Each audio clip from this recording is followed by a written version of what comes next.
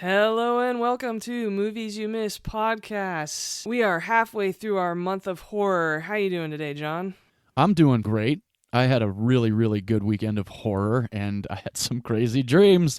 Woo! So glad I didn't have to follow you on that trek. Oh, you should have, though. I watched 3 really good ones the other day. I did Insidious, The Descent, and The Witch in that order, and they're fucking scary movies. I haven't seen Insidious in a while, but that is directed by James Wan and written by Lee Winnell, and they blew up on the scene with the original Saw film. And this one, unlike Saw is not necessarily like super scary, it's just more like disturbing. Insidious is fucking scary.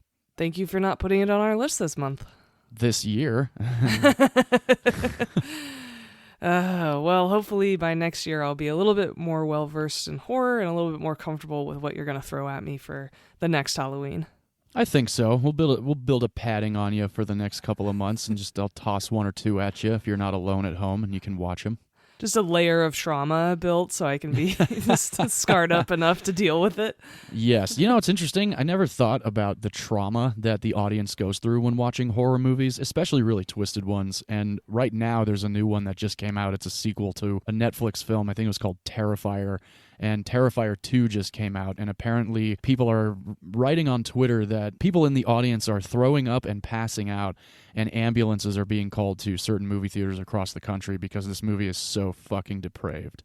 Jesus! Yeah, I know, and it's kind of interesting to hear that because I think one of the most depraved movies I've ever seen, and I mentioned it several episodes ago, was a French film called Martyrs, and I didn't think it could get any worse than that. So I'm curious what Terrifier holds, and I'm going to watch the first one in the next few days and see if I can stomach the second one, because I feel like I got a pretty strong stomach when it comes to horror. I don't mind really twisted stuff. Unless it's Human Centipede, I can't. I don't know why I put myself through the first 2 of those. Oh my god, you watched 2. That's right. I watched the first 2. I never saw the final sequence, but good lord, those were... those ones were nauseating for sure. I'd like the word you use, depraved. Like, there's a difference between being scary or traumatizing and depraved. I mean, Hereditary is traumatizing, but it's good film, and it's right. You know, there's a story behind it and purpose to everything that happens, even in the movie, even though it's kind of fucked up. Whereas the Human Centipede is just like, let's make the worst fucking thing we've ever thought of. Pretty much, yeah. I'll never forget watching it the first time, and there's a close-up shot that I wish I could get out of my head. Nope. But it's still in there, just with all the other movies. I will veto that if you ever try to put something like that on the list. No, I can guarantee you I won't ever make you sit through something like that. Okay, thank you. No, it's pure horror in its artsy forms. Yes, exactly, yeah. Horror for a purpose. Even though, a lot of slasher films, a lot of people are like, oh, it's just a slasher film. Sometimes there's a good, story in there. Maybe not always, but majority of the time, I mean, I like the Scream movies, and I didn't think I Know What You Did Last Summer was too terrible. And for slasher films, they're pretty good, and oddly enough, we don't have any slashers on this go-around, so that's kind of cool, I think, that we're actually going into some horror movies that people likely have never heard of. Granted, Hereditary is a popular one, but I don't think a lot of people have seen what we're going to discuss today, so that's what I'm excited about. I don't think a lot of our younger listeners will probably have seen what we're going to talk about today. That's true. That's, the younger audience, under 25? I would say under 40. Oh, okay. Well, again, we're still over 30, short from 40, so... Yes. Forever. John, I believe you go first this week, but before we get into our movies, do you want to tell our new listeners what we do here? Why not? We are a podcast. Yes, we are. We're a podcast. Welcome to our podcast, Movies You Missed. V and I have known each other for 25 plus years at this point now, and collectively we have over 25 years experience in the entertainment industry, whether that's features, television, commercials, music videos, etc. What we like to do here is talk about films that we both love, that we feel have been underrated or forgotten and lost to obscurity, and also we like to revisit some films, and we've done that throughout our 27 episodes now, and we're going to continue to do that. So thank you guys for checking us out. We also do not do any spoilers on these episodes. That's one thing that we're very adamant about, because reading reviews, a lot of times they do break them down and give you the ending. And that's ridiculous. So we don't do that here. If you haven't seen any of the movies we discuss, give us a listen, check out the movies. Or vice versa. Check out the movies and then give us a listen. Because afterwards, we like to discuss the trivia and the behind-the-scenes production and the budgets and how they did in the box office and stuff like that. So before we do get going, though, I believe we have some new listeners that we wanted to give a quick shout-out to. And V, I think you were going to jump on that for us. Yes, we do, and we're so excited about these numbers. Thank you so much to listeners in Helsinki, Finland. We have had several listens from that location our last couple of episodes, so thank you for joining us. Please feel free to give us a shout out if you are one of the listeners from that country. You can contact us on social media or email, but we'd love to hear from you. And same with our listener in Bulgaria. So stoked to have you joining us. Same to you. Please feel free to reach out. We would love to hear from you. Absolutely. That would be a blast. And also, maybe shoot us a recommendation of some Finnish or Bulgarian films that we haven't seen. Ooh, I love that. Yes, I second it. And also, same to anybody else outside of the U.S. If you are an international listener or even just a new listener in general, feel free to hit us up and let us know you're there. And we always welcome recommendations too. Yes, we do indeed. All right. So, without further ado, should we get into our creature feature? Oh, yes, we shall. Kick us off, John. Alrighty. I chose one of the original Universal monsters. This is the 1931 Frankenstein. Oh, yeah. Based off of the Mary Shelley novel from the 1800s. Mary Shelley was 19 when she wrote Frankenstein, which is pretty nuts. Yeah, I know. And she died, I think, at 57, so she didn't have a very long life. But she is forever immortalized for bringing us the Frankenstein story. And I really thank her for that because Frankenstein's fucking awesome. And the 1931 version was directed by James Whale. He directed Frankenstein. He also went on to direct The Invisible Man. A few years later, he also directed Bride of Frankenstein. Screenplay for Frankenstein was written by Francis Edward Fargo and Garrett Ford. I always like the last name Fargo because Fargo. Mm-hmm. The cool thing about the opening of Frankenstein is there is a warning given to us by a man named Edward Van Sloan. He also makes a small cameo in the movie Frankenstein. But he comes out behind a curtain and just gives us a little bit of a backstory on Frankenstein. He also says if you are faint of heart, this may not be the film for you. You're going to see things you haven't seen before. You might be terrified, and you might... Well, you know what? We've warned you. And then he walks off, and then the movie starts. And I really like that because it's comical, and at the same time, in 1931, what was the audience thinking? You know, like they were obviously there to see Frankenstein. They may have read the novel, which came out decades prior, but they still haven't seen anything like this before. So it was something brand new to the world, you know, and I was very excited to see that warning because I have the VHS copy of Frankenstein that my wife very lovingly purchased for me years ago. She got me The Creature of the Black Lagoon, Invisible Man, and Frankenstein on VHS at an antique shop. Perfect. And on this VHS has this opening with the warning on it.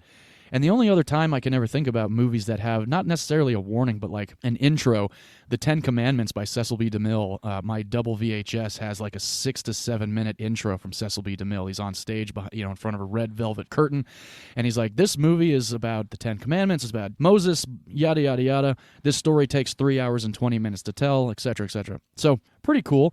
Yes, I really liked that intro as well. And the only other movie I can think of is Fantasia.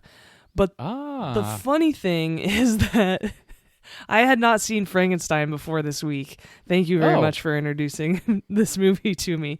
But yeah. The Simpsons do a Treehouse of Horror episode and spoof this intro and have Marge come out on stage and say, hello, we've had a lot of complaints about Treehouse of Horror, and so this year is especially bad. And she goes through this thing about warning the parents and everything, and that is immediately how I associated it. I was like, oh, this is where they got the scene from in Treehouse of Horror. And so, like so many things for people my age, pop culture references from The Simpsons are where we actually learned some of these moments from. That's interesting. I got to watch those then, because I have only in my entire 36 years of living watched maybe 5 episodes of The Simpsons. You know, I don't watch it anymore. I watched it a ton when I was growing up, and so the first 10 seasons were amazing. But I think I want to rewatch all of the Treehouse of Horror episodes, especially given this month and now how much we talk about movies, they basically spoof or reference movies in Treehouse of Horror for the most part. And then one of my favorites is also a skit on Edgar Allan Poe's The Raven, and it's Bart annoying Homer. It's fantastic. And so they have one on The Shining, which is my all-time favorite. And so yes, I recommend the Treehouse of Horror, if for nothing else, because we talk about movies so much and you'll get so many of the jokes in there. Yeah, I definitely got to check those out. Are they still on Disney Plus? I believe they are, actually, which is kind of funny. Awesome. Well, then I'll have to watch one or two of those in the next couple of days. Yeah, I think that's because Disney bought Fox, right? That's correct, yes. Wow, goddamn. That was a big purchase. Yeah. So Frankenstein, again, came out in 1931. This movie stars Colin Clive, May Clark, Boris Karloff. Ladies and gentlemen, if you remember our Arsenic and Old Lace episode, we talk about Boris Karloff quite a bit, and Frederick Kerr. Frankenstein, very simple story. We all know it. If you don't, here's a little breakdown for you. A quote-unquote mad scientist who has a fascination with reanimating the dead. He's taking bits and pieces of bodies from cemeteries, so he's grave robbing, for sure, like pretty early on in the film. And that's already kind of disturbing. You know, this gentleman is desecrating all of these graves so that he can build his own creature. The main thing Henry Frankenstein needs is a brain. So beyond collecting arms and legs and heads and torsos and feet and hands from all these different graves, he enlists his assistant Fritz to go and grab a brain from the college that he has now been exiled from. And the funny thing about all of this so far is if anybody's seen Young Frankenstein, this is really just exactly how Young Frankenstein goes down. Anyway, getting back to Frankenstein, there's a moment in this sequence where Fritz bumps into a skeleton and destroys the first brain that Henry tells him to go and grab. That skeleton was an actual human skeleton. Saw that coming. Isn't that crazy, though? Oh, I mean, like, it looked like it, too. Like, and especially with the black and white, you know, like the calcium in the bones was really shining. But that was, watching that scene, I'm just like, man, this movie is, number one, it's a really great movie. I've seen it several times. But the way that it has spawned so many spoofs and so many, references to has always been great throughout cinematic history. I mean, 1931, it's 2022. And one thing that I found extremely fascinating about Frankenstein was that the makeup that Boris Karloff is wearing as the monster, Jack P. Pierce was a makeup artist back in the day. He created this look for the monster. And that look and makeup is copywritten until 2026. Whoa! Yeah. So nobody can do any kind of reiteration of that until 4 years from now. And that's if it doesn't get renewed. I didn't even know you could copyright makeup or a look. Well, actually you can, because if you remember with The Hangover 2, when Ed Helms had the Mike Tyson tattoo on his face, the tattoo artist that did the Mike Tyson original tattoo took Warner Brothers to court for it because they didn't ask him his permission. Oh, shit. Yeah, and I believe he won quite the settlement on that. Which is pretty fascinating. Facial tribal tattoo, okay. Yeah. No, I know. It's pretty nuts. Yeah, artists want to be remembered for their work, so why not? That's fair. And yes, you're right. Tons of pop culture references, including, I've seen this as a ballet. Oh, really? Mm-hmm. I went to the San Francisco Ballet, and they put on a performance of Frankenstein, which was beautiful. Very fascinating. Mm-hmm. I would be interested to actually kind of see a ballet, very fluid. The music was very good. Really? Mm-hmm. Very cool. I like that, actually. Very neat. Interestingly enough, and I'm sure you might remember this because we both absolutely love the film Van Helsing. Don't put that out on the airwaves like people will believe it. I enjoy Van Helsing. You do. I think Van Helsing is fun. No, I know you really hate it. It's past the point of so bad it's good. Like, I don't even put it in that category. See, that's kind of where I am with it, even though Kate Beckinsale's accent is so horrendously bad. He's the first to kill a vampire in 100 years. So bad. But the fun thing about Van Helsing is that they incorporate a lot of the old monsters, which I love. They have Dracula, and they've got the Frankenstein monster. And I actually really like how the movie opens up with the Frankenstein monster sequence in Van Helsing. That's neither here nor there. Actually, This the movie's reason why I better. was bringing up, yes, Frankenstein is much better than Van Helsing. The reason why I brought up Van Helsing, though, is because a lot of people have seen Van Helsing. And if you watch Frankenstein, and like I mentioned earlier, Henry Frankenstein, his name in the book isn't Henry Frankenstein. No. It's Victor Frankenstein. Which is why I was confused in the beginning of this movie, because I was like, oh, right? there's Victor.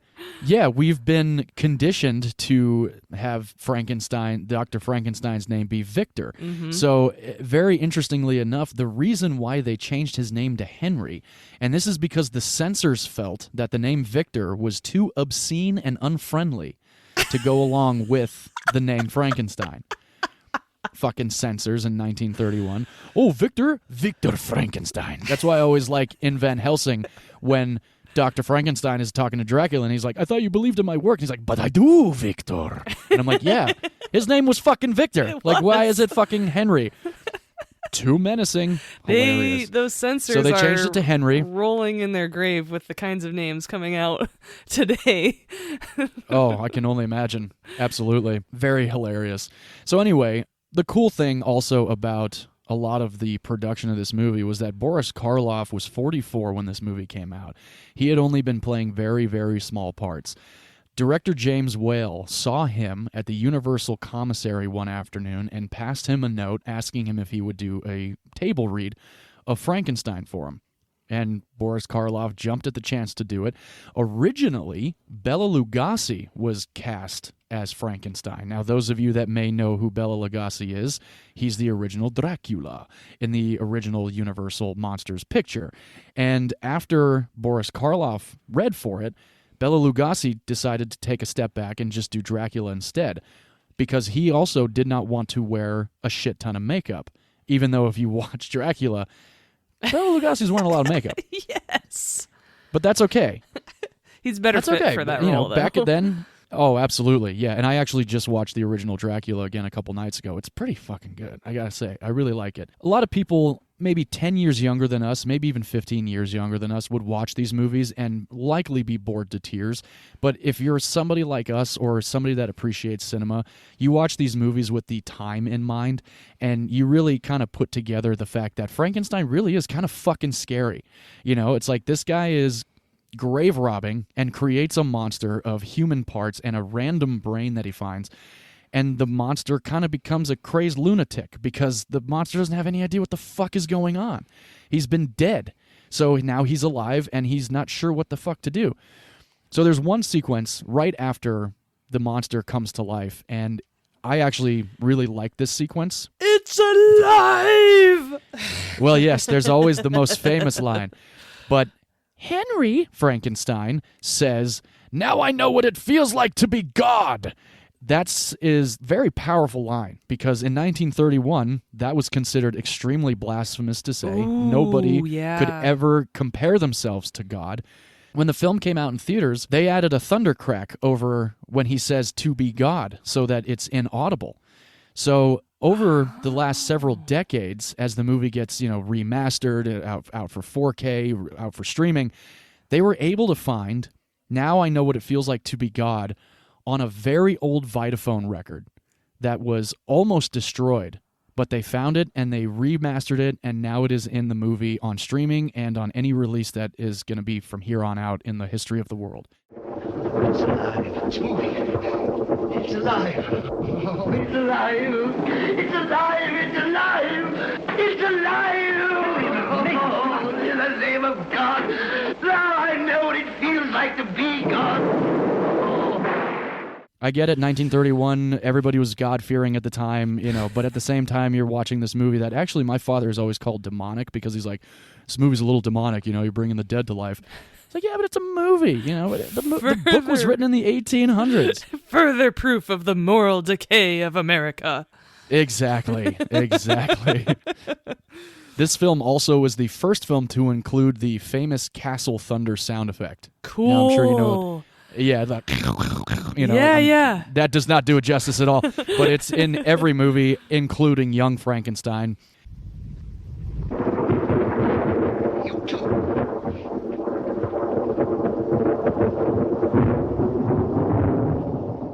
I thought that was really cool. You know, like I'm always curious where certain sound effects are originated from, especially the Wellham scream. You know, like, where did that come from? So the castle thunder crack was originated in the original 1931 Frankenstein.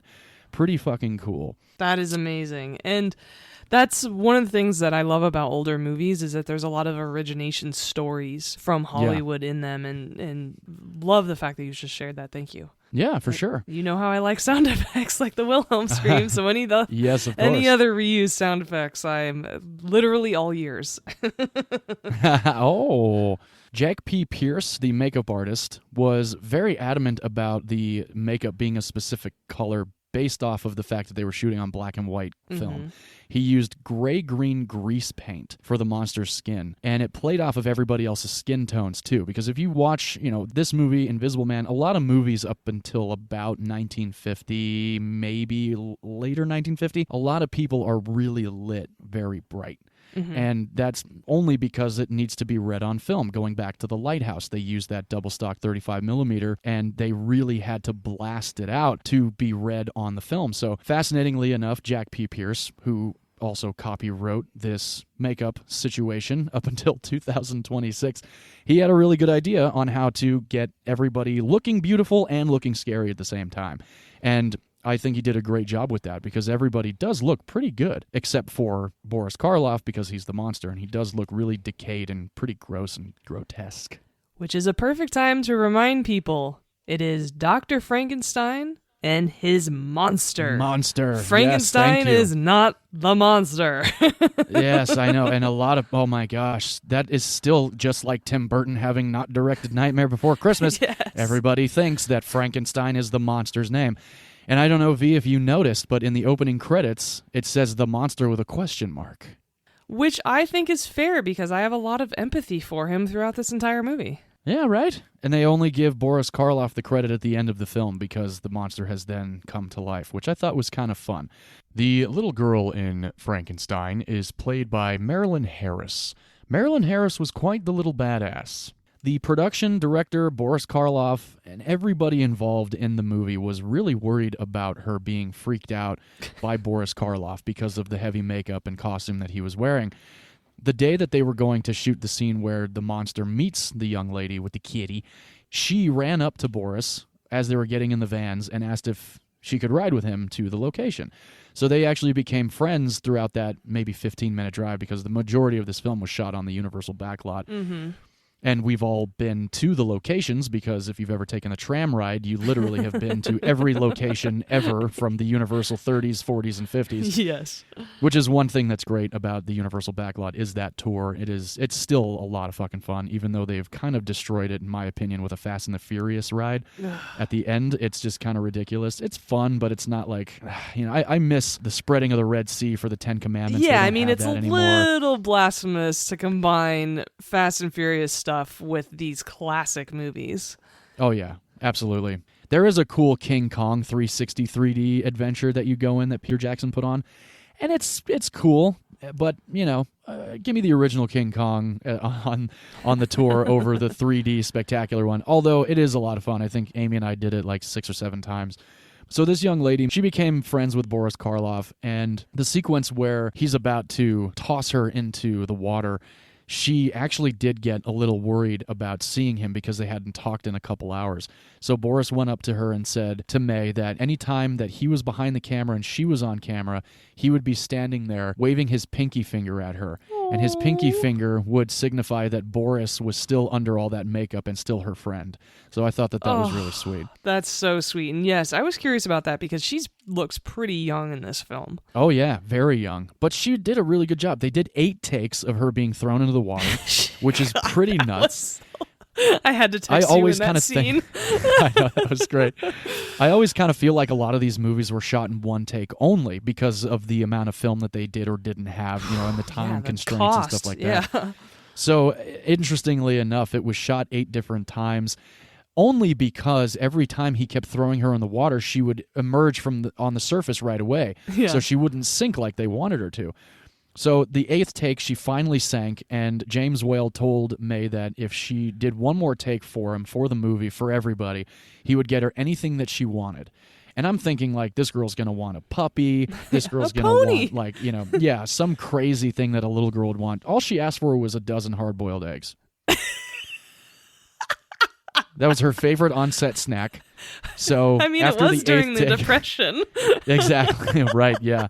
So what can we feed this young lady? Oh, God. So she asked for 12 hard-boiled eggs, and James Whale went to Crafty and made them bring her 2 dozen hard-boiled eggs. Oh. So she got 12 more than she asked for, which I thought that was also very, very sweet. And James Whale actually did not come onto this movie until 2 weeks before production, and that was because Robert Forley was originally going to direct it with Bela Lugosi starring. Right. So right. you know, again, you think just like everything else. Even to this day, we just found out that Keanu Reeves walked off of the Martin Scorsese show, and so did a director. Mahershala Ali's now Blade is being on hold because the director walked.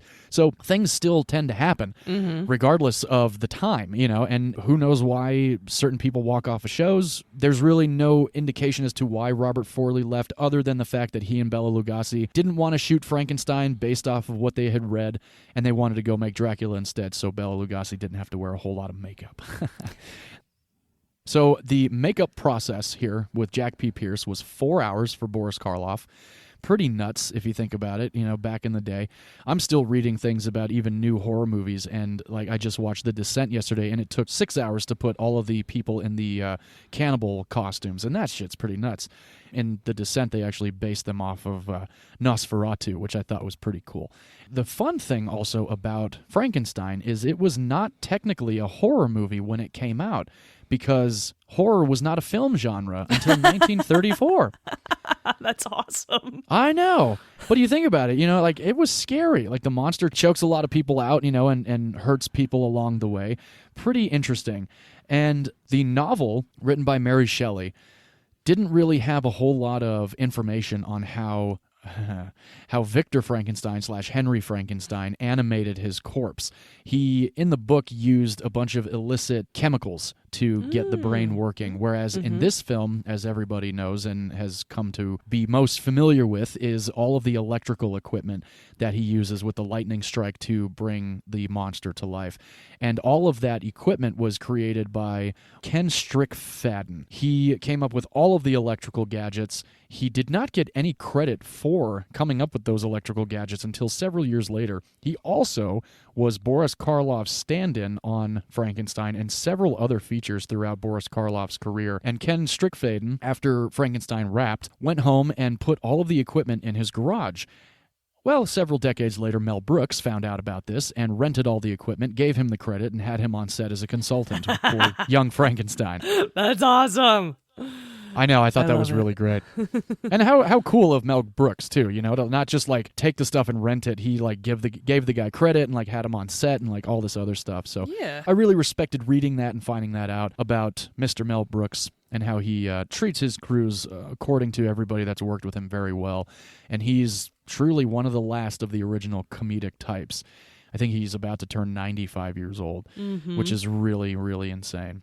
Frankenstein, when it came out, was banned in Kansas because it debased morals and was exhibiting cruelty, which I thought was fascinating. One state in the entire United States banned the movie Frankenstein in 1931. Buzzkill. Yeah, right, I know. And I've always heard about certain countries banning movies. I mean, Clockwork Orange was banned in the UK, which is where it was shot for like a solid decade plus. It was production number 310 from Universal Pictures. It is number 87 in the Greatest American Movies list. It is also on the 1001 Movies to See Before You Die list. And the budget for Frankenstein was $291,000. And over the course of its release in theaters, domestically, I wonder if you might be able to guess the number that it brought in. And I was actually quite shocked at this number. And for the time, if you think about it. Okay, so it's just this the is original not up release. Until now. Okay, yeah, this is not up until now. Yeah, the original release of Frankenstein brought in a ridiculous amount of money. $8 million. More. What? Yeah. Oh my gosh, I was really shooting for it there too. $12 million. $12 million domestically. Shit. Only $1,400 internationally. So everybody in America wide distribution. was all about Frankenstein, and it was released on November 21st of 1931. Wow. And that's pretty much Frankenstein. That's really more of the production than the story, because again, everybody really does know the story regardless of your age, unless you're like 5 years old.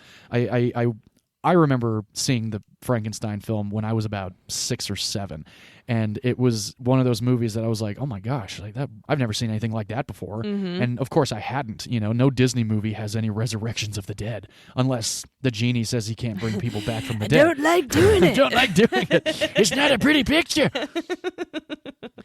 So I normally like to have V guess the highest grossing film of the year that my pick has come out, and V, I'm not sure you'd get this one, because I sure as hell didn't. I don't even think I've even heard of this movie until the last few days. I mean, unless it's Frankenstein, and I'm shocked anything would actually beat it if it got $12 million.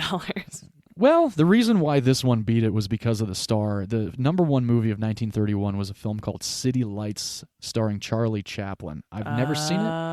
I read about it, and it sounds like a good flick. I've only seen like 2 or 3 Charlie Chaplin movies. They're all silent pictures, too. I haven't seen any of the talkies that he's in. I haven't even seen The Dictator. So Frankenstein came in at a big number 2. Dracula was number 3. Awesome. Number 8 was one of my most favorite comedies on the planet called Monkey Business. That is a Marx Brothers feature film. If anybody has not seen a Marx Brothers movie, you are missing the fuck out. And number 14 was the original version of the original stage play, The Front Page. And I've mentioned The Front Page to you, V, several times.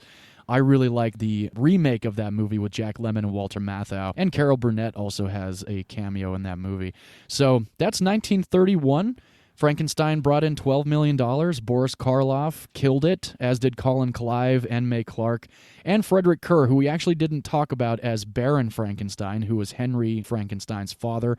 And I thought he was fucking great. I thought he was really funny in this movie. I really enjoy Frankenstein. I think it's a fantastic creature feature. The remakes that have come out, I honestly have not seen the Robert De Niro one from the 90s. I hear that one's pretty twisted. I've seen Young Frankenstein, seen Van Helsing, and of course there's always just several pop culture references, as V had mentioned earlier. I think one of my favorite ones actually goes back to Rocko's Modern Life, where Rocko's car is in the impound, and Filbert tells him that he can fix it because he went to the Academy of Cars or whatever the hell he did.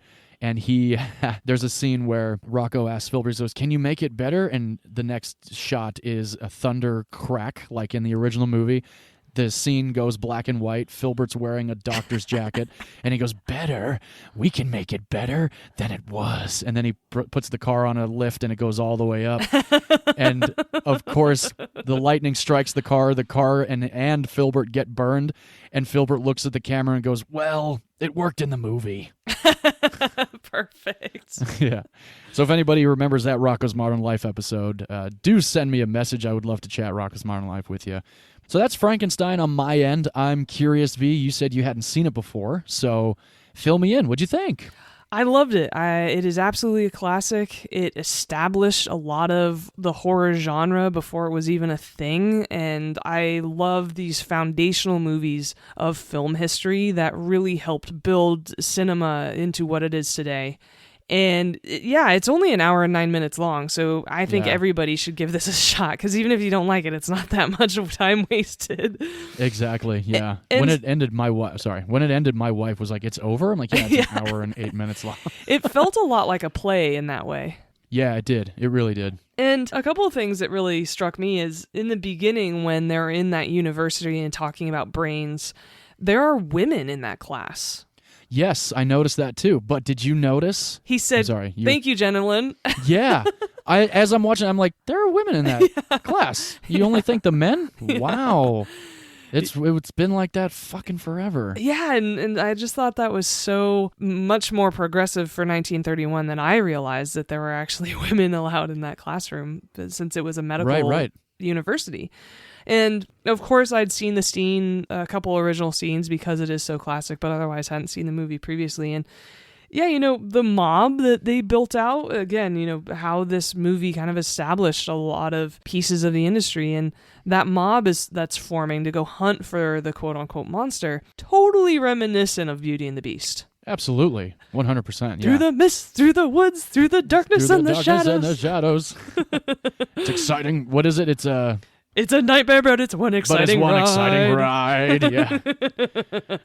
Exactly. And so the drawbridge of a castle. Oh God, that's such a good song. Now I have to go watch the original movie, Beauty and the Beast. Well, rest in peace, Angela Lansbury. I know. Actually, that was actually really sad. I used to watch Murder, She Wrote a little bit when I was growing up. Likewise, I think everybody did. Right? Like it was on long enough that somebody usually dabbled in it for a little bit. Oh, yeah. Yeah, absolutely. And there was one thing about the actors in this movie. I don't know if you read this, but Colin Clive, who plays Henry Frankenstein, a.k.a. Victor, yeah, who should be known as Victor, yes, died very, very young. Oh, actually, I did not know. So he was born in 1900. This movie came out in 1931, and he died in 1937. Damn. So he was a bit troubled. He had tuberculosis and was an alcoholic. Oh, wow. Similar to Doc Holliday, actually, I guess. And so I'm glad he's immortalized in this film because, you know, clearly he had some problems and unfortunately died very young. And so now he can always be remembered through playing Henry Frankenstein incredibly well. Oh, very much so. And now that you mentioned that, there was a bit that I read where James Whale was very captivated by Colin Clive and the fact that he was quite a treasure to have on set, but he could tell that he was also a very sad man. And I just hate hearing that stuff. You know, it's like, everybody's sad. I'm not going to discount anybody's sadness in any way, shape, or form. But it's like, damn, man, like you watch them on screen, and then when you hear stuff like that, it sucks. You know, it's like they're so good at what they do. How can they be sad? You don't know what they're fucking going through. Right, exactly. It's crazy. You just wish they saw themselves the way we see them. Exactly. Yeah. Oh, man. Ugh, so true. So yes, to answer your question, I really enjoyed this movie. I'm so glad you introduced me to it. Thank you so much. I love choosing creature features as an episode for our Halloween month, and I was able to watch it for free on Peacock. Yes, as was I. It was oddly enough very irritating to see that a few of the original creature features were not included in the Peacock Universal hub. And they used to all be on HBO Max, and then I guess NBC, Peacock, and Universal, they are married joint sort of a deal. So yeah, there's like 4 major companies in Hollywood now. Yeah. It's Disney owns everything, NBC Universal owns everything else. Yeah. And Warner Brothers is kind of like trickling in the background. So I'm curious, like, when Disney's just going to own it all. Oh, God. Yeah. It's probably going to happen. And you know, the thing that's crazy is now that Disney does own 20th Century Fox, why isn't Alien or Aliens on Disney+? Let's start a petition on that shit. Agreed, because Deadpool's now on Disney. Which is awesome. Yeah, there's R-rated movies on Disney+. Give us our Alien and Aliens on Disney+. Come on now. Wholeheartedly agree. So that about wraps up Frankenstein on my end and V's end. Glad we both enjoyed it. I haven't actually watched Frankenstein in about a year or two, so it was good to revisit it on my end. And I'm glad, V, that you enjoyed it. Are you ready to jump into yours? You ready to dive in? Yes, I am. And that conversation totally reminds me that we still need to find you a working VHS player. Oh, yes, we do. That's true. And as you said, we're about to dive into mine, which was filmed and released a couple decades later. This film is from 1954. It is my all-time favorite creature feature. I've watched it innumerable times since I was a kid. Yeah, nice. And this is The Creature from the Black Lagoon.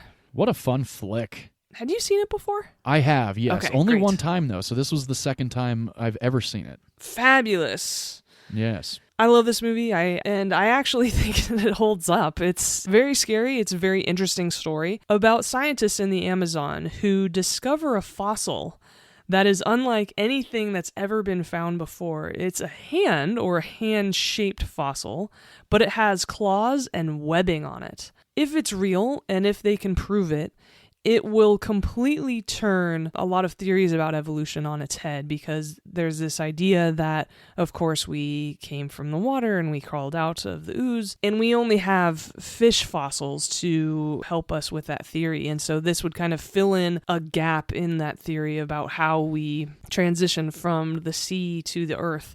Mm-hmm. And so this scientist who's found this fossil deep in the Amazon jungle goes out to the larger city to talk to one of his former students who's an ichthyologist. And that is a scientist who studies fish biology, behavior, and their environment.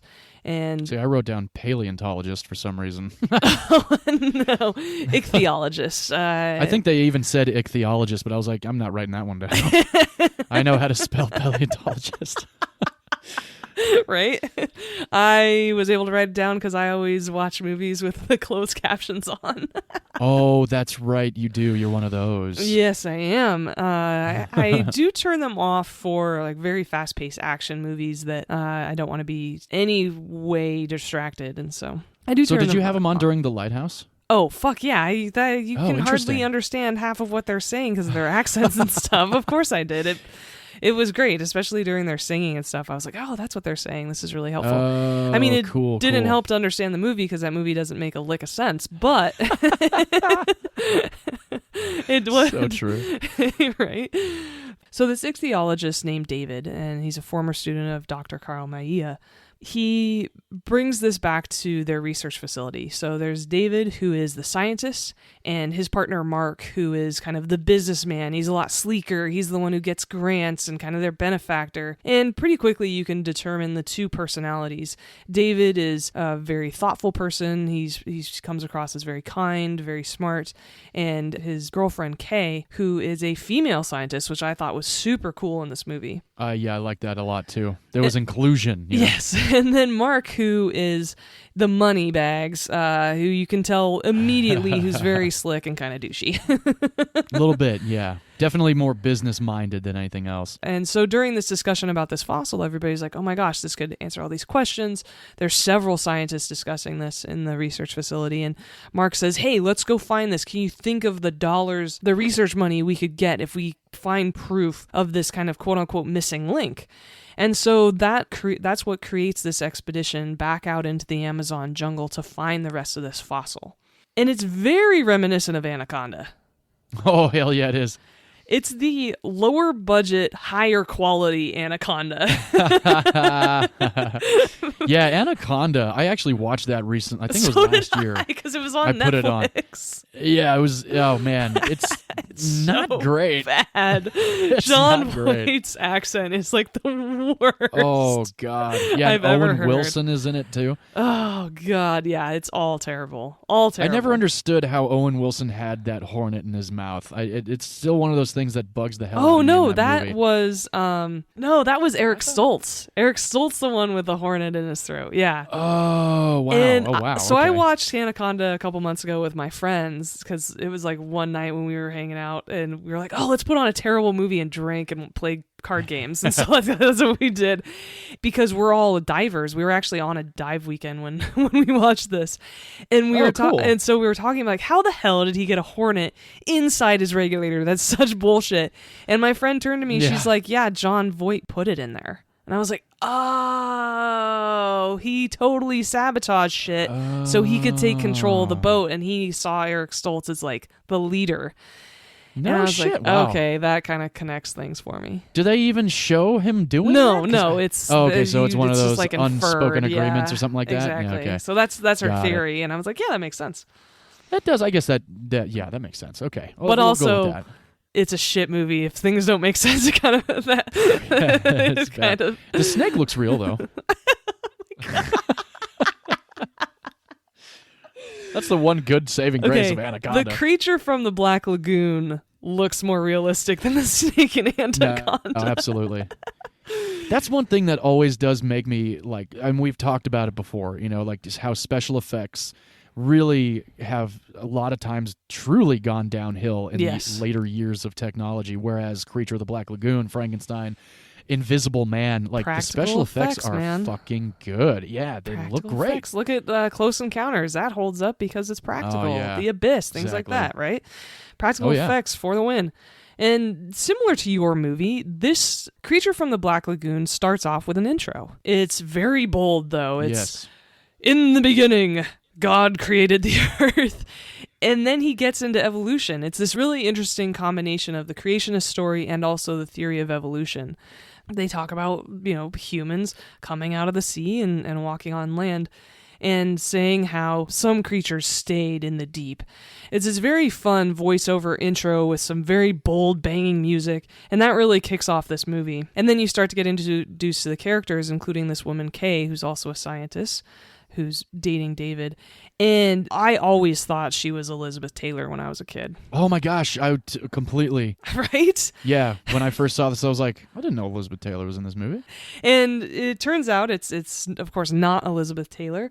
It is a woman named Julie Adams, who was born in 1926, died in 2019 at the age of 92. Man. What a life. Right? And had a ton of credits all the way up to only a few years before she died, including an episode of Lost, 10 episodes of Murder, She Wrote, speaking of. Hey! And she also appeared in the Nick Cage movie World Trade Center. So she's been Did she seriously? Yeah, she was somebody's grandmother. Wow. I'd never seen that movie, but... Oh, you didn't? Oh, I saw it in theaters, and that was the only time I saw it. No, I didn't want to revisit any of that. Oh, sure. That makes sense. I get you. Yeah. So they start heading up the Amazon River after they hire a pretty good-sized boat to take them. And what they're looking for is the rest of this fossil. And they spend several days digging through this limestone rock and can't find any other pieces. And they're really discouraged. And David says, hey, well, this has been millions and millions of years. Maybe a lot of this rock has washed away. Where does this little inlet go to? Like, where does this water lead to? And the captain goes, oh, well, it leads to this lagoon. David's like, well, why don't we follow the path of this water to see if maybe it just got washed down and we can explore. And so they end up in this Black Lagoon, that's what they call it, and they start looking for the rest of this fossil. And unfortunately, that is where you start seeing this creature, this monster. And its hand is exactly like the fossil they've found. And so the audience is then being shown that this thing is very much still alive. It has lived for millions of years in the deep recesses of the Amazon. And they give you little hints of what this thing looks like. And the reveal of this creature once they get into the water is so great. I love the reveal scene. I agree. The reveal was great. And, in a movie like this, especially with the way that it's edited, a lot of times you think it's really going to be cheeseball when, bad things start to go down. But I'll be honest with you, the first kill in this movie actually was pretty fucking good. Yeah, it was. Oh. In the tent and everything? Mm-hmm. Really, really good. This was the second time I watched it, and I honestly did not remember the first kill. So when I watched it this time around, I was like, oh shit. I even wrote it down. I was like, that was convincing. Yes, absolutely. And similar to your movie, you watch Creature from the Black Lagoon, who of course, it's a creature feature. Several people are going to die. There's a man versus monster trope. And you go through this movie as it's presented. And in, an older lens, as a lens from the 21st century, I look back and have empathy for both of these creatures. It's like, dude, if you hadn't have messed with them, they wouldn't have gotten pissed and tried to kill you. Like, what are you doing? Of course. Yeah, don't poke the lion. Exactly. Like, don't poke the creature. Yeah, like you show up in his environment and you start fucking with him. Of course he's going to try to kill you. Like, what are you doing?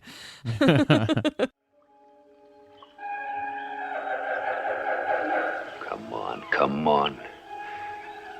You talking to me, Mark, or something out there? Both, David. They won't believe it back home. None of them. I wouldn't have believed it myself. Sitting out here waiting for some monster to appear. That's why we've got to take him. Why won't they believe, Mark? Because we deal with known quantities, with knowledge we've accumulated up to now. We've just begun to learn about the water and its secrets. Just as we've only touched on outer space. We don't entirely rule out the possibility that there might be some form of life on another planet. Then why not some entirely different form of life in a world we already know is inhabited by millions of living creatures? We must have the proof. And so that is the basis of this movie, is that they have followed the clues to a living embodiment of this fossil, and that's the title of this movie, Creature from the Black Lagoon. I love the costume. And it's awesome. Oh, right? It's such a fun costume. I love how they designed it. And there's a ton of underwater filming, which is quite technical given it's the 50s. Oh, yeah. There were very impressive underwater sequences. And there's not just one or two. Like, it's a good it's like a third of the movie. Yeah, exactly. And yeah. The funny thing is that this movie contributed to my fear of water, but also contributed to my interest in scuba diving because I thought all the underwater scenes were so pretty. Oh, yeah, yeah. I didn't know you had a fear of water. Oh, yeah. So I've always had this giant fear of water I can't see the bottom of, and several movies contributed to it, which we can talk about at a later date. And so when I got my scuba diving license when I was in college, I made myself get it because I was trying to get over my fear of water. Interesting. Yeah, that was the main reason I went and got my scuba diving license, was because I was trying to get over my fear. And there's still moments when I scuba dive that I get it gets a little intense for me. I just take a deep breath and remind myself of what is not around me. Yeah. That's interesting. Wow. Mm-hmm. I've always had a weird fear about waves. I've had a lot of dreams growing up, and even to this day, of like colossal waves like coming on shore. Yeah. Yeah. But I still love watching movies. Waves are coming, like fucking Close Encounters, Deep Impact, Armageddon. The Abyss. The Abyss, yeah. And then, San Andreas, stuff like that, you know. Day After Tomorrow. Yeah. Oh, yeah. God, all good examples. Nicely done. All good examples of big wave movies. But I have had Point some Break, trippy man. As Forgot that Point one. Break. Yeah. Utah. Give me 2. And so fighting this monster is basically the crux of the plot of this movie, but the characters are really good, the scenery is great, the way they shot this is great, and again, I really like the monster costume, and there are a lot of pieces of this movie that will remind you of others that I'm sure you've seen. I mentioned Anaconda, and then also when Kay is swimming in the water and there's that shot from underneath of her swimming, very reminiscent of Jaws.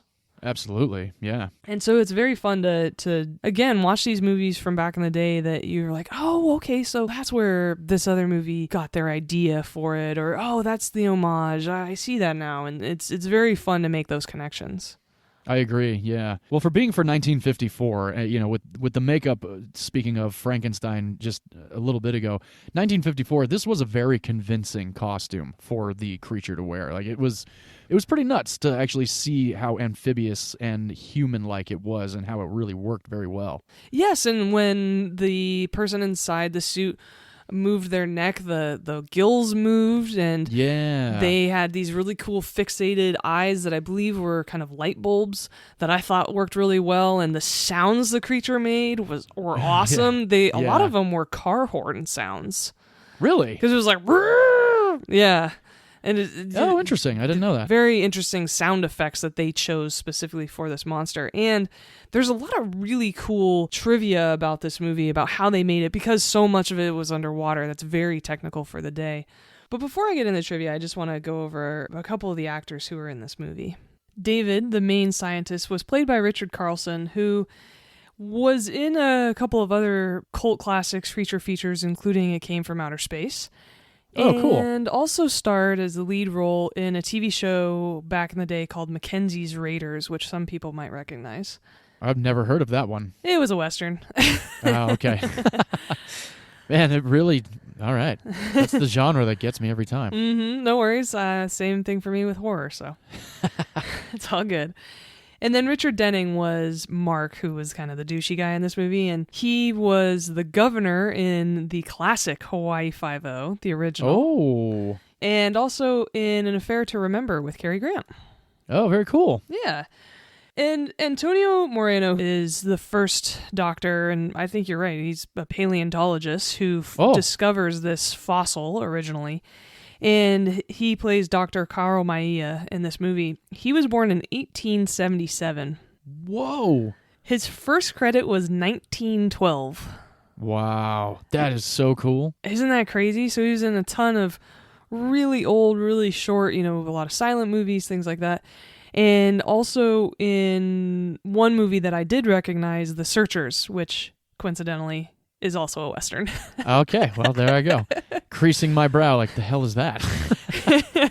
And lastly, Dr. Thompson, you know the doctor who the monster grabs him in the face? Oh, yeah, about yeah. halfway through the movie. Dr. Thompson is played by Whit Bissell. And the reason I bring him up is he's not super recognizable to me in terms of, I saw him and recognize him from something. However, I should, because he has 322 credits. My goodness. Wow. Which is one of the highest credit listings I've ever seen. Yeah, that's insane. And so I'm going to list each of them right now. Oh, wow. 300 credits. Who's got time for that? Are you ready, everybody? That would probably take 320 seconds, though. That wouldn't take too long. Yeah, but we'd lose all of our listeners because that'd be so boring. Over 2 minutes, but yeah. No. No, I would not do that to anyone, including you. Okay, well, thank you. Because I probably would do that to you. You'd get up and leave. But some of the ones that are recognizable that he has been in are the original Manchurian Candidate. Ah. Soylent Green. Oh, hey. I actually like Soylent Green. Could that be considered a horror movie? Maybe in a very different sense of the word of horror. I mean, but it's twisted. As ever, yeah. Do you remember when Soylent was a thing that people were drinking, though? Like within the last 10 years? Oh, yeah. It's like a branding thing now. Yeah. Oh, I drink Soylent now. Oh, what the fuck? You haven't seen the movie. You did not understand that reference. Not at all. No, but that is actually a cool movie. I believe it's based off a novel, which I never read, but I did like the movie quite a bit. Charlton Heston was good. Yeah. And there was the one sequence where his friend decides that it's his time to go, and I always thought that was like one of the most fascinating sequences in a movie that I'd ever seen, really, and maybe even to this day. Because that was always such a trip. Because he's like picking the music he's going to listen to, and all that stuff. It's like self-euthanasia, or if you want to call it that. I mean, assisted suicide, essentially. I mean, it was pretty pioneering conversation for the year that came out. That's for sure. Most definitely. Yeah. Soylent Green's good, everybody. That's a recommendation. Check it out if you can. For sure. And he was also in the original Time Machine, which was very good. Oh, yeah, the OG is awesome. Yes. Yeah, I do like the OG Time Machine. I read that book as a kid. Oh, nice. Okay. I was more into like 20,000 Leagues Under the Sea. Oh, yeah, I read that too. Yeah. I mean, they were the illustrated classics. Let's not be, too hoity-toity on my end here. I did not read the thick novels. No, I read the illustrated classics as a kid. But they were fun. They were good. You mean not recently? You didn't need the illustrated portions No, not recently? this time around. Oh, no. Okay. I don't think I have any. That would be kind of fun to find. Yeah, those would be interesting. Fun. And he was also in The Magnificent Seven with Yul Brynner, which is a Western. Yes. And I know that one. Yes, you do. And we've talked about it. We have. And also the original Invasion of the Body Snatchers. Ooh, I've never seen that one. I hear that one's pretty good. I've seen the Donald Sutherland one. Yeah, I saw that one. Isn't that scared the shit out of me when I was 11. Oh, okay. So then there was the one with Nicole Kidman later, The Invasion, which was exactly Invasion of the Body Snatchers, just called The Invasion. Exactly. That one was all right. That had some moments. I've never seen that version, though. I never saw the original. Oh, okay. I think it's on HBO Max, actually. Oh, we should check it out. Yeah. Because there's the 1956 version that this actor, Whit Bissell, was in, and then, which I haven't seen. There's the 1978 version with Donald Sutherland, which I have seen. Okay. And then there's the more recent version with Nicole Kidman. Yes. Wow. Yeah, 3 remakes. Hollywood likes doing that. And some of them, they probably are good. Like I said, I didn't mind The Invasion. I definitely should watch whichever one is on HBO Max, because I think there's only one of them. Oh, okay. Yeah, we should find out which one and give it a shot. Well, that's pretty crazy. I mean, 322 credits. That's wild. Yeah. So I had to bring him up just because of that. I mean, that. Hell yeah. Wanted to know that. Man, could you imagine being in 322 TV shows and movies combined? You just like every maybe month or two, you're on a new set for like 30, 40 years of your life. That's pretty cool. Or almost 90, because he lived from 1909 to 1996. Whoa. Yeah. That's like Mickey Rooney. Mickey Rooney was exactly acting for his whole entire life. Almost a century. Yeah. So crazy. So crazy. Yeah. And this movie, as I mentioned, has a lot of underwater scenes. This is a very cool production, especially in the 50s.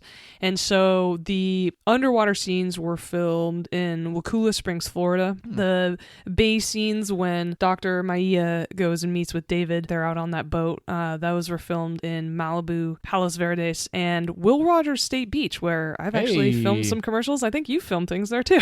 Oh, many things. Right? That's such a classic filming location. Oh, yeah. So much NCIS LA down there. Oh, yeah. Lucifer, and I mean, just a lot of anytime we needed a beach, or it was down in San Pedro or Long Beach too.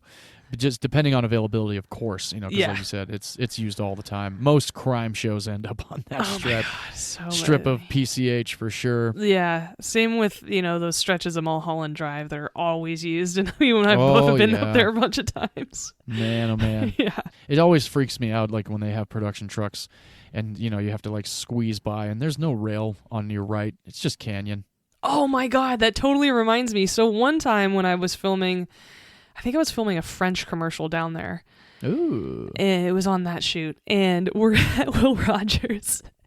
And some guy who I believe was having problems with drugs at the time, he was just some random member of the public, came down to that parking lot and jumped in a giant bulldozer and started it up and started driving it down the PCH highway after hitting a bunch of cars in the parking lot. Oh my God. And we all turned and were like, what the fuck is happening right now? Holy shit. And it's that moment where you're kind of frozen because you really can't believe what's actually happening in the moment. My God. And so our key grip, because of course... And one of our head lighting guys, the biggest guys on set, dropped what they were doing and started running after this guy, who then ditched the bulldozer and started running across PCH. Oh my! The cops had to come. It was insane. And then they all, of course, had the first thing they checked were like, okay, was anybody on the crew's cars hit? Because then we got to file paperwork. Oh, because of course, right? Yeah. Jesus Christ. So yeah, That's that was nuts. That was an insane. That was an insane day on set at Will Rogers State Beach. Wow. Yeah. That sounds pretty gnarly indeed. Yeah, it was nuts. Gnarly. And they also filmed at the Hermosa Beach Aquarium for the research center. That's where they cool. filmed that. And then of course, all of the river scenes, the scenes on the boat, those were all filmed at Universal Studios. Hell yeah. Now, the cool thing about this film, it was originally produced and released in 3D. No way. Right? Oh, man. I have 3D glasses at home. I could try that. I would love to see this film in 3D. Hell yeah. That would be awesome. Sweet. Right? All the underwater shit. Oh, yeah. I didn't know in 54 they had 3D capabilities. I guess not. I didn't know about the 50s at all. I know that there were definitely 3D movies in the early to late 70s. Right, because all I can think of is Jaws 3D is the first 3D movie I know of. Oh, yeah. No, right. I know, I don't know when the original, Dawn of the Dead is, but one of the Dawn of the Deads was done in 3D, and I think that's really all I know. But I know there was a whole bunch more, though. There used to be, horror... Oh, no, there was an Amityville 3D. I remember, reading about, and I think it was one of the horror magazines. But yeah, the 3D stuff is interesting. I actually have Coraline on 3D on DVD, and it works pretty well. The room has to be dark. Luckily, I have blackout windows in my theater room now, so I'm sure it'll look great when I do watch it. Yeah, so we'll have to scrounge up a copy of this in 3D for sure. Hell yeah, that would be a lot of fun. Yeah. Definitely. And 2 stuntmen were actually used to portray the creature. So 2 different suits were built. Wow. Yeah, and so Riku Browning, which apologize if I'm not pronouncing his name correctly, but Riku Browning was a professional diver and swimmer, and he played the creature when it was underwater. Oh, cool. He wore a lighter suit. Ben Chapman played the creature when it was out of the water, and that had a darker suit, and that was strictly because of the film being in black and white and picking up different colors depending on if it was underwater or not. Oh. So Riku Browning, as I mentioned, he was a professional diver and swimmer, and he was required to hold his breath for up to 4 minutes at a time. For his role, yes, because the logic was this monster had gills, so he would not be expelling air bubbles ever. Oh, wow. Yeah, so whoa. and there was I didn't even think about that. right, and there were no tanks attached to this stuntman, and so he just had to hold his breath the entire time. Anytime you see him underwater, he's just holding his breath. That is what okay, I'm speechless on that shit. Right? That is nuts. I've been able to do about a minute, and I haven't tried this in a while. But when I was a swimmer in high school, my lungs got pretty good, and I was able to hold my breath for a solid almost minute up until like my mid-20s. I should try it again. Yeah, and Tom Cruise is really well known for holding his breath for over 6 minutes for Mission Impossible: Rogue Nation. Right. But Kate Winslet just broke his record. Oh, she did? For what? Avatar 2, actually. She's in Avatar 2? Apparently. Well. Right? I read this article a couple weeks ago. She held her breath for over 7 minutes, and her first thoughts after breaking the surface again was, am I dead? Good Lord, that is a long fucking time. Long fucking time. I don't understand. What? No. She had to train extensively with, of course, a professional freediver to do that. I think my record is like 40 seconds. Really? Yeah. I'm a terrible swimmer in general, so no, I don't do that stuff. Oh, that's intense. 7 minutes for an underwater sequence. Yeah. And she said she wasn't going to work with Cameron anymore. I know. So we'll see what that looks like and what character she has. Absolutely. Very interesting. But yeah, and so he's certainly one of the earlier stuntmen and people on screen to hold his breath, but certainly not the last. And he once had to make an emergency bathroom stop, and while he was filming a scene. And so he'd been underwater for several minutes, popped up on the surface in full costume next to an unsuspecting mother and her young daughter on the nearby shore. No. And they started screaming and ran off. That's hilarious. That is fantastic. Is a perfect test for whether or not this is going to be a good film or creature feature. Like, if a layman looks at you and screams, you're probably on the right track. Absolutely. Yeah. That's fantastic. I can just imagine being a bystander from like far away, and like you see that, like these two, a woman and her daughter running away, and then like you finally focus on what the hell they're running away from. Yeah, and it's like us with the bulldozer. You just have to stop, and you're just stuck there because your brain is not computing what you're seeing. Yeah, I know. It's so strange how that happens. And something that I'd never actually caught, and which I think is actually really helpful for anyone watching this movie, David always wears 2 tanks on his back while scuba diving, and Mark always wears 1. And that was actually a visual device that was purposely chosen to help differentiate these 2 actors when they were underwater, because since it's in black and white, it's kind of hard to tell. I've always based it off their hair color. David I was has going to say dark their hair color is Mark has blonde. Exactly.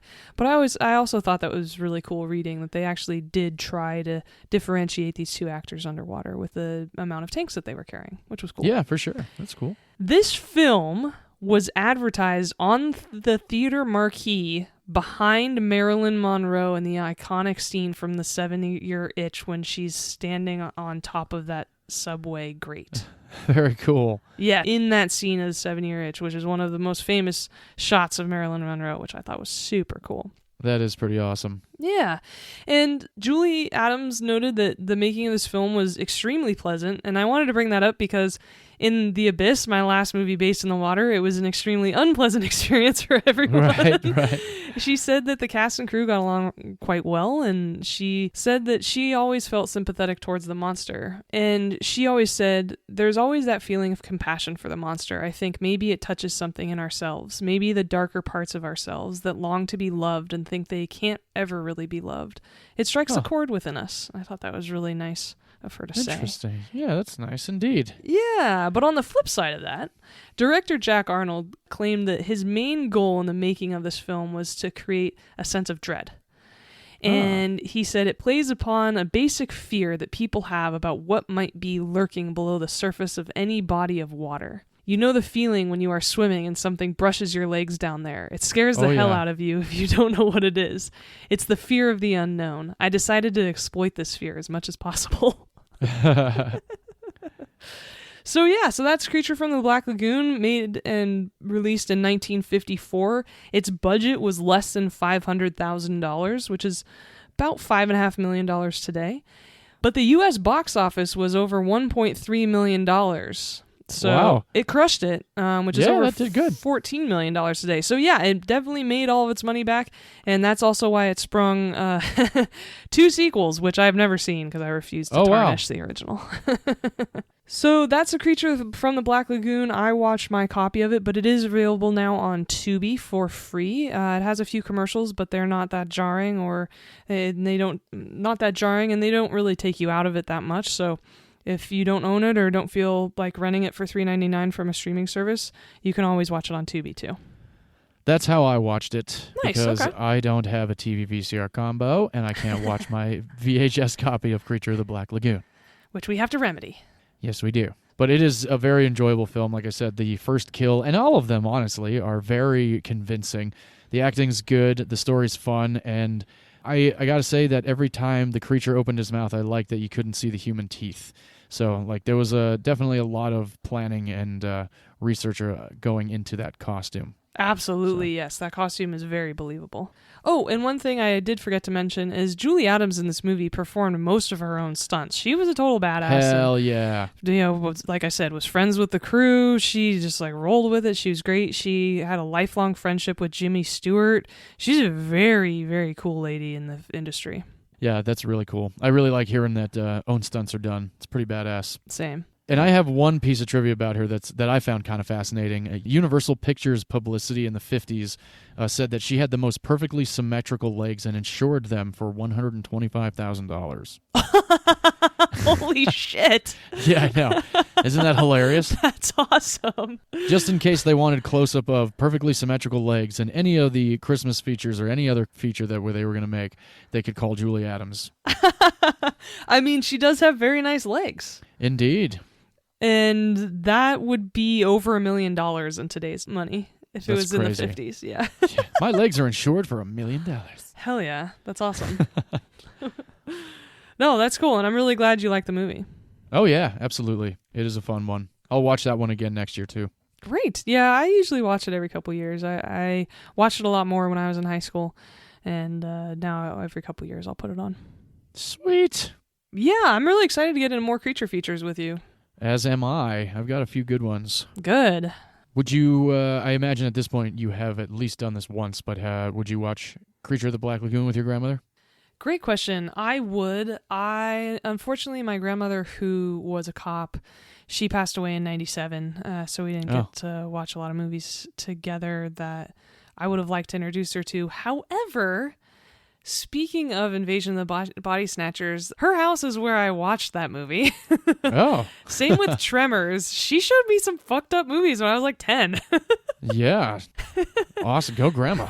Right? Traumatized me, but you would have definitely enjoyed that. Yeah, that probably would have been pretty fun. Yeah, she was cool. Maybe not so much at that part, but in general, she was awesome. So I would have absolutely watched this with my grandma. I would actually also watch this with my nieces, who are 11 and 13. Oh, yeah.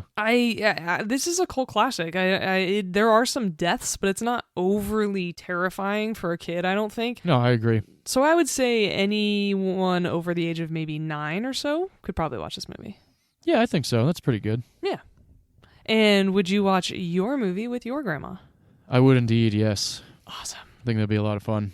Yeah, and same. I mean, I think I would probably watch Frankenstein with about the same age group as well.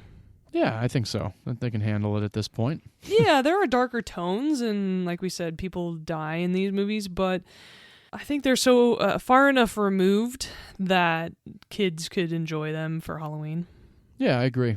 Great. That about wraps up this episode. Please, everyone, rate, review, and subscribe to our show. You can find us at Movies You Miss Pod on all of the social media and at moviesyoummisspod@gmail.com if you want to get in contact with us.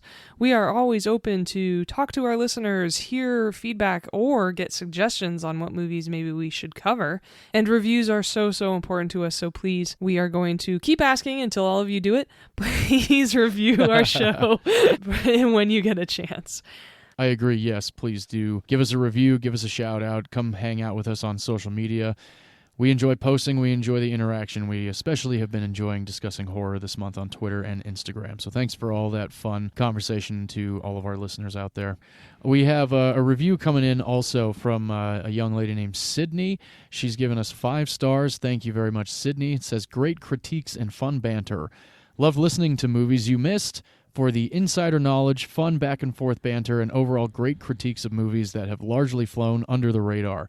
This has quickly become one of my go-to podcasts for my hot girl walks and gives me inspo when I'm trying to pick a movie to put on at home. So thank you very much, Sydney. Appreciate that. Glad you're enjoying yourself. Yes, thank you so much, Sydney. That is awesome. Beautiful write-up and very, very nice things about us. So thank you so much. That's very kind. Very, very kind. So that about wraps us up for this episode. Next week is our final horror month episode. I am sad and excited about that. Oh, I'll bet you are. It's a bittersweet moment for me, that's for sure. It's a sad moment for me. I've got several days before Halloween, so I'm going to try and bust through as many as I can between now and then. Nice. Have fun with that. I will probably be putting on Blazing Saddles. Not a bad idea. And do you want to tell our lovely listeners what we are covering next week? Yes, indeed. 2 fantastic films. I am choosing my favorite horror film. It wasn't the first horror film I saw in theaters, but it was one that affected me to the point where I had to see it again and again. I think I saw it 3 times. This was released in 2002, starring Cillian Murphy, Naomi Harris, directed by my buddy Danny Boyle. This is 28 Days Later. Oh, I can't wait. 28 Days Later is currently available on HBO Max, as is the sequel. Definitely do not watch 28 Weeks Later unless you've seen 28 Days Later. I will be watching my Blu-ray copy and maybe even my DVD copy because I have them on both. Another Danny Boyle film. I'm excited. Yes, that'll be my 3rd pick of Danny Boyle. Yeah, and so now we've got 3 for Robert Zemeckis and 3 for Danny Boyle. We got to keep track of these things. Yes, we do. And I am picking one of my all-time favorite horror movies. It is sci-fi horror, and for anyone who knows me or has listened to this show, they are probably not surprised by that genre pick. I am picking the 1979 classic, directed by Ridley Scott, starring Sigourney Weaver, Alien. Wonderful. Can't wait to watch that one again. Fuck yeah, me either. I haven't seen it in a minute. That's one I don't... Oh, yeah, same. And it's one that I don't own that I'm always like, why the hell don't I own this one? Right? Yeah, that's a great question. So good. But, thankfully, even though you don't own it, it is now streaming on Starz. So, yay! If anybody has a Starz subscription, feel free to watch it there. Otherwise, you can rent it for $3.99 from other streaming services. There you go. I will likely watch it on Starz. Fabulous. Well, I am looking forward to that one. Alien and Aliens are 2 of my all-time favorite movies. And, of course, as people know, Sigourney Weaver is one of my favorite actresses. So really looking forward to ending the first horror month of our podcast with a bang. Indeed. It's going to be good. I guess with a scream would be better to say. Hey! But nobody can hear us scream. Because we're in space. In space. Good point. Nice. All right. Well, thank you, everyone, for tuning in. Hope to have you join us again next week. And until then, film is a form of art, and in art, all opinions are valid, except if you think the original Friday the 13th is even remotely good. Really? Horrible movie. Oh, that's funny. We were just talking about Halloween and how we haven't really seen that series. Wow, I didn't know you had any experience with Friday the 13th films. I actually only got Friday the 13th within the last year. It was like $10 on Blu-ray. It was the steel case edition, so I grabbed it. I had never seen it. I was like, I'm going to give this movie a shot. And I remember I didn't like it when I first watched it. And I put it on again the other night, and I only made it about 45 minutes in. I couldn't take it anymore. It was so bad and not even scary. Whereas Halloween has some moments of terror, but A Nightmare on Elm Street, I think I mentioned it in one of our earlier episodes, that one has so far scared me the most out of that genre. Those classic staples. Yes. All right. Yes. Well, if any of our listeners disagree with that take, that Friday the 13th is not good, yes, let us know. I'm very curious what our horror accounts will think. I'm Switzerland in this conversation. I've never seen it. Don't have any intention to. Well, there you go. You're not missing anything. Kevin Bacon's in it, but it's not a good movie. Okay, I'll watch something else with him in it then. There you go. All right, everyone. Thank you so much. Really appreciate you, John. I really appreciate you as well. I appreciate you. And until next week, bye-bye. I was going to say sweet dreams, everybody. Cheers, everybody. I don't know why I was going with sweet dreams. I'm made of this. Cheers, everybody.